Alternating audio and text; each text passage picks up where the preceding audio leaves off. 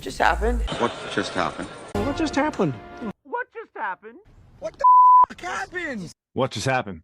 I'm Dan. That's Julia. And today we're talking about Goosebumps Episode 1, Say Cheese and Die. Jules, I don't know about you, but as a kid, I loved Goosebumps. That was like my jam when I was a kid. Loved Goosebumps. Okay. I feel like everyone like around our age did though. Yeah, I think so. And that's why I used this guy.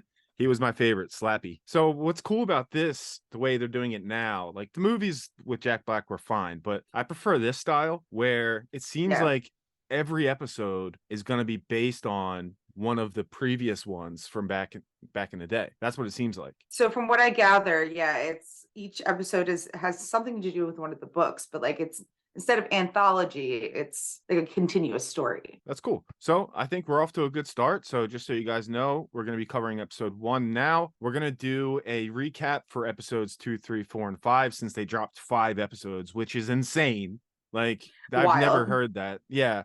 I've heard of a 3-episode drop, a 2-episode drop. And they're like 5. long episodes too. Yeah, they are. But it's going to be exciting. So spooky season with Scene Invaders. We're going to be covering this and we'll update you with our next shows at the end of this episode. Well, let's just jump right into it. So this episode did a good job of world building and character building. It starts off in 1993. Thank you, Jules, for remembering that date. It was a kid with a Polaroid, and you see the Polaroid, the mask. These are all stories from the books. Comment below how many Easter eggs you caught, and if you saw any at all. I think it's really fun to try to pick them out. So you see the kid with the Polaroid. He's got a creepy ass scrapbook. Doorbell rings. Door slams. Shit starts falling everywhere.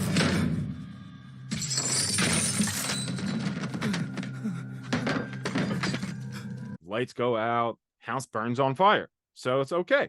Here we are. We're off to the races. All right. This kid died. We'll talk about him later because it seems like he's going to be a recurring character, the demon version of him anyway. So then jump forward to 2023 and we're introduced to Nora and her son Lucas. And he does a stupid stunt with a skateboard off the roof. That's all you. Watch your back! We'll see if that comes back into play with him being kind of a daredevil. You never know. Sometimes they show you something like that just to show it'll happen again in the future. So maybe it'll come back into play. Well, he said it was just my head this time. It's all right, Mom. It's just my head this time. Just your head? I get really nervous around him. So I feel like they're definitely going to bring that around somewhere. Yeah, I think so. I think we'll see him doing some more stunts. So then one of it's always interesting when a new show starts how they introduce all the characters, and there's lots of stuff to do for the pilot episode. So I think they did a good job. You know, we get a little bit of every important main character right off the bat. You see Isaiah Howard. He's the football captain, the quarterback. Isaiah Howard! You see Margot. She's like the smart girl. James, he's the mascot, best friend to Isaiah. Get tight. No humping in the air. We talked about this. I'm humping us to victory. And then Allison, Isaiah's girlfriend, who was being trolled by someone. Yeah, the person that's trolling me altered the invite. I wonder if there's anything to that or if it was just for this episode. I don't know if it's going to be a continued thing. We'll see. But these are all things to look out for. I think it will, though. Yeah, I think They so. They mentioned more than one time, so it seems like it'll be something that comes up later. And then you get the tried and true format of the star football players on academic probation.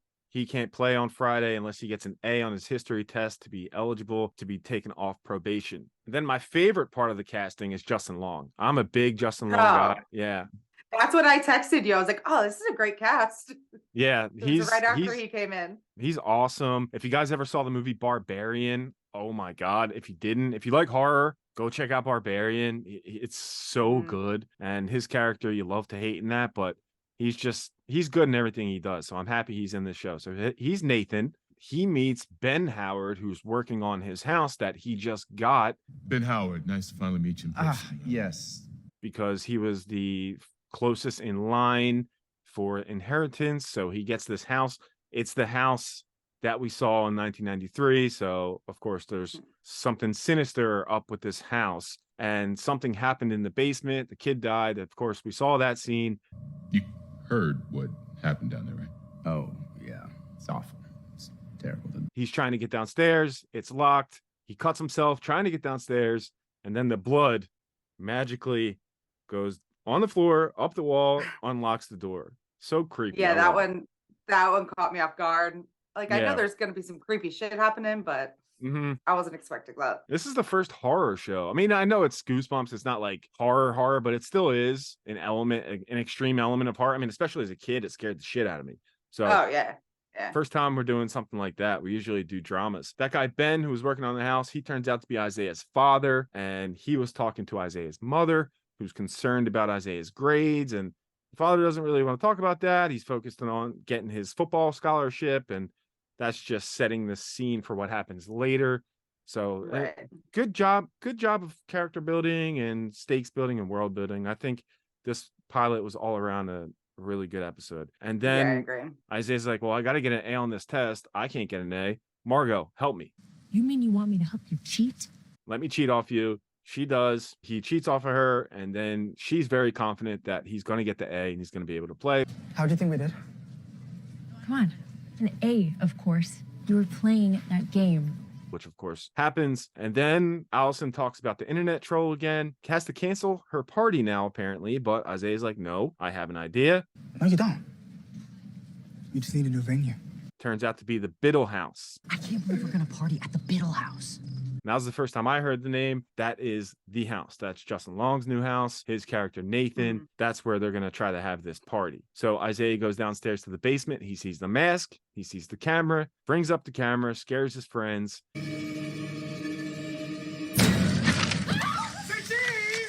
Everybody comes to the party, and Allison had the best costume, in my opinion. She was the bride from Kill Bill. That was awesome. But Allison apparently doesn't like Margot because she's jealous of her relationship with Isaiah. I am your girlfriend, Isaiah, so why are you always talking to her? Because we're neighbors and we have been forever. So Margot gets uncomfortable. She says, hey, I'm going to leave. Allison hates me. I shouldn't have come in the first place, it seems. I'm not sure if there's any flirtation at all. It just seems like Allison just doesn't trust her. I feel like there is and there isn't. Like they both kind of have this understanding that like they're not a thing. I think they both kind of realize that like at some point they probably both like had feelings for each other. There seems to be some kind of will they, won't they there. So we'll see what happens with that relationship moving forward. Nathan comes home, breaks up the party, and Allison runs off into the woods by herself because of course she does. Yeah. Like, what the hell? Terrible idea. Rule number one, man. The cops weren't coming. There was no urgency. You didn't have to run. Now the guy misled her who said, oh, get out of here. It wasn't that urgent. It was kind of just like leave. Yeah. You know, it wasn't like that urgent. So she goes into I the still woods. wouldn't have run directly into the woods though. Yeah, no shot. But she runs into the woods. Isaiah hears her scream. She screamed because she saw Demon Harold Biddle. It was like the demon version of him. And that was the kid who died in the house. Scares the shit out of her. She falls over. Isaiah shows up. She's safe for now. But during the party, there was photos taken with this camera. And they're going to come back into play in just a second. Nathan shows up at school, gives Isaiah his bag back. He's the new English teacher because of course he is. You know, as fate would have it, I was on my way over here anyway because I am your new English teacher. So he gets his bag back. So he looks at the Polaroids and they're images of his friends. The one with Allison, she looked dead in that picture. Yeah. Did you notice that?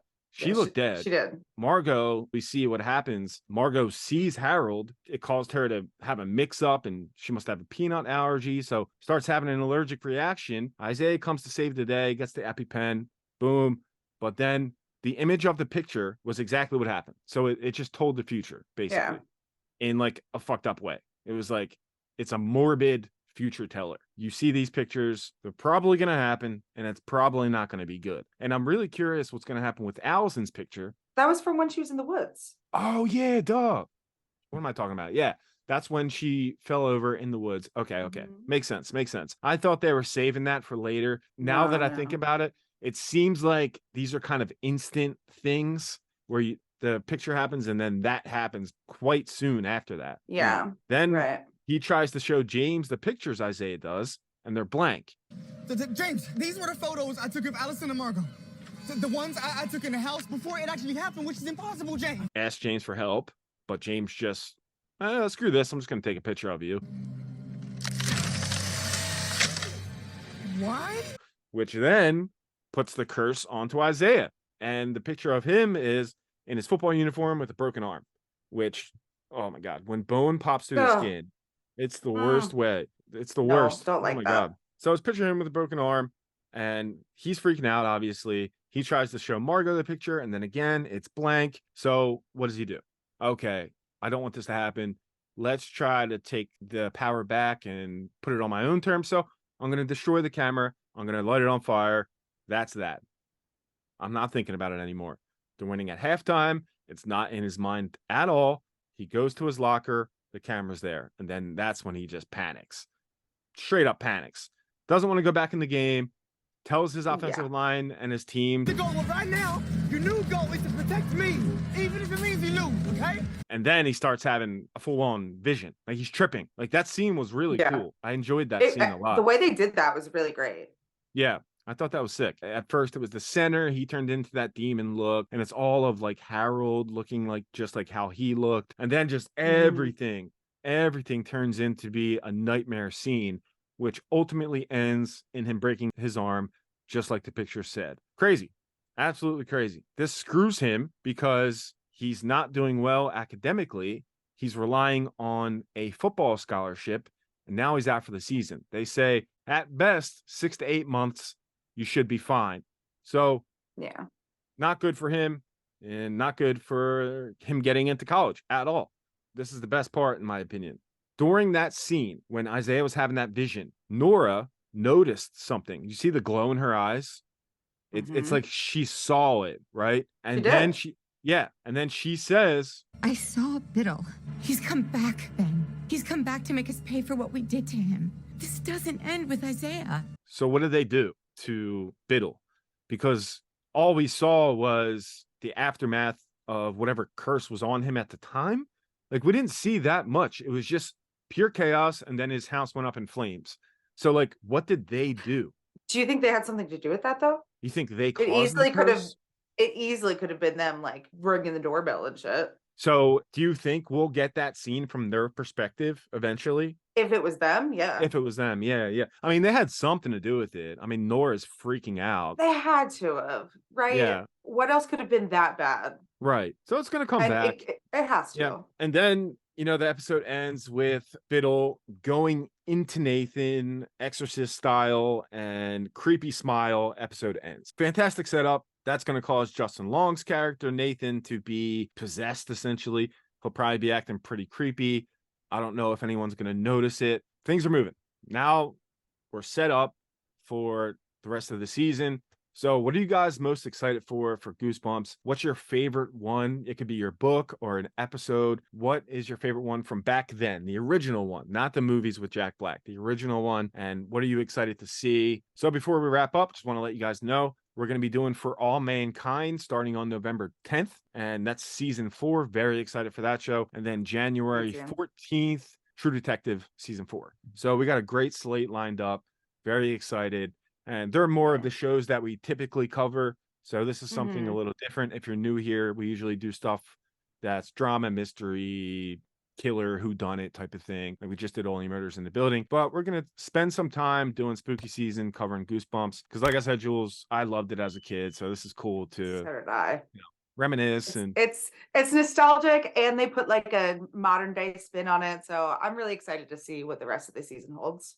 Yeah, me too. So moving forward with this, we're going to do an episode covering episodes 2 to 5, just covering our favorite parts in that span. And then we're going to pick up on episode 6 and do the rest of the season just like that. So let us know what you're looking forward to. Let us know what you liked about the show, what you don't like. Hopefully you enjoyed it. I thought it was great. Thanks for watching. We'll see you next time. Later. Bye, guys. Why would you do that, man? That's not cool.